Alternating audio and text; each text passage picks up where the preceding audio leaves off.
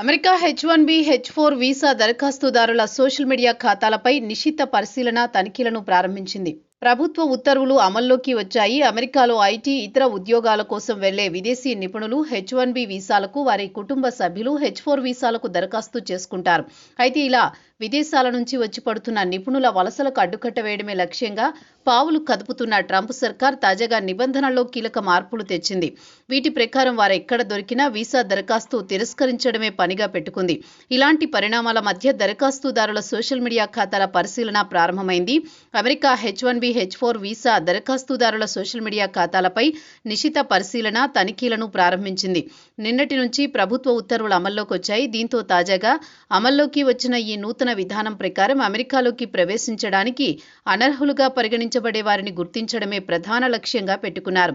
Donald Trump ప్రభుత్వం వలస విధానాలపై కఠిన వైఖరిని అవలంబిస్తున్న నేపథ్యంలో ఈ చర్య ప్రాధాన్యతను సంతరించుకుంది. వలసలను నియంత్రించాలనే లక్ష్యంతో ఈ తనిఖీలు ప్రారంభించారు. ట్రంప్ సర్కార్ తాజా నిబంధనల ప్రకారం అమెరికా వీసా అనేది హక్కు కాదు, ఒక ప్రత్యేక అధికారం మాత్రమే. ప్రతి వీసా మంజూరు జాతీయ భద్రతకు సంబంధించిన నిర్ణయమేనని తాజా ఉత్తర్వుల్లో తెలిపారు.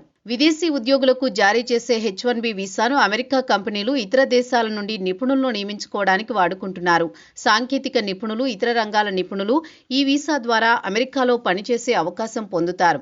అయితే ఈ H1B వీసా ప్రకారం కార్యక్రమం ద్వారా అత్యధికంగా లబ్ధి పొందుతున్న వారు భారతీయులే. సుమారు 70% పైగా H1B వీసా భారతీయులకే ఇస్తున్నారు. అమెరికా ప్రభుత్వ లెక్కల ప్రకారం తాజా ఉత్తర్వుతో భారతీయులే ఎక్కువగా నష్టపోవడం ఖాయమని అంచనాలున్నాయి. తర్వాత 11 నుండి 12% వీసాలతో చైనా పౌరులు రెండో స్థానంలో ఉన్నారు. ప్రస్తుతం అమెరికాలో సుమారు 3 లక్షల మంది భారతీయ H1B వీసాదారులు సాంకేతిక, సేవా రంగాల్లో పనిచేస్తున్నారు.